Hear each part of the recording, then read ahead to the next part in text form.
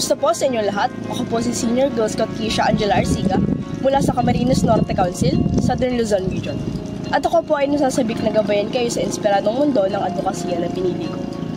Bago ko pa man malaman ang tungkol sa CIDIA SMS Medal Scheme, ako ay isang voluntaryo at bahagi ng Young Coral Warriors. Ang inisyatiba na ito ay nakatulong sa akin na ibahagi ang aking kaalaman at hilig para sa kapaligiran at kalikasan. Pinili ko ang proyektong ito dahil ito ang aking tinataguyod.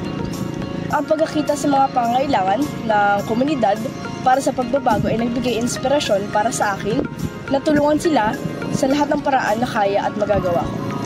Para sa ikabubuti ng mga tao, para sa pagpapabuti ng buhay dagat, at para sa ikabubuti ng komunidad.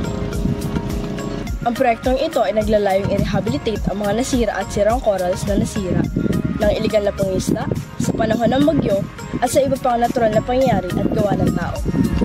Kinokolekta ko at ng aking team ang mga coral fragments mula sa isang cordoned area at inihahanda ang mga ito para sa paglipat. Pagkatapos ipunin ang mga ito, kinakabit namin ang mga ito sa coral modules gamit ang nylon zip ties para sa isang matatag na pagkakaayos.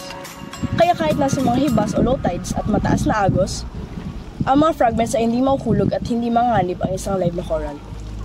Sa tulong at passion ng aking team at ng aking work group sa proyektong ito, nakatulong kami sa komunidad at sa marine life. Hindi magiging posible ang proyektong ito kung hindi dahil sa kooperasyon ng mga residente, tulong ng work group ko at ng team ko, at paggabay ng mga mentor ko tulad na si Konsehal Artemio C. Andaya Jr. at ang mga tita para tulungan ako sa proyektong ito. Isa po akong membro ng Young Coral Warriors na nakakasama ni Ate Keisha sa pagsisid sa ating karagatan.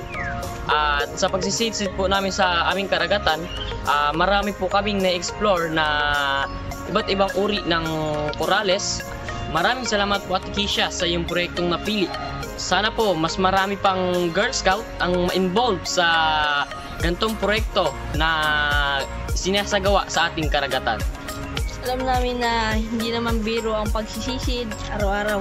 Nag-iingat kami nila Ate Keisha habang dumadive. Ate Keisha, tuloy-tuloy lang po tayo sa ating mga ginagawang proyekto dahil marami pang kabataan ang gustong sumubok. Maraming salamat Ate Keisha sa iyong ginawang proyekto para sa aming coral reefs. Keisha, congratulations. Sabi ko nga dun sa evaluator mo na kung ikaw ay bibigyan ko ng rate, kung merong 200% na rate, ibibigay ko sa iyo sapagkat bihira sa isang katulad mo bilang isang kabataan na magkaroon ka at makitaan ng pagmamahal sa ating inang kalikasan. Keisha, maraming salamat at humanga ko sa iyo. Good luck.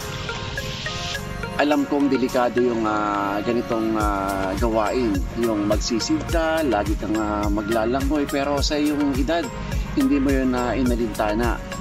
Mas nakita ko na bagamat hindi madali yung ating ginagawa na naglalangoy, babad sa dagat, nagsisisid, isa-isang nagtatanim ng corals, pero mas nakita ko sa iyo yung determinasyon sa murang gulang na gawin yun. Natutuwa ako sa ganyang edad.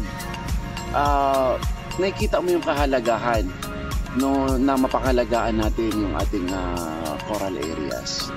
Congratulations sa Keisha.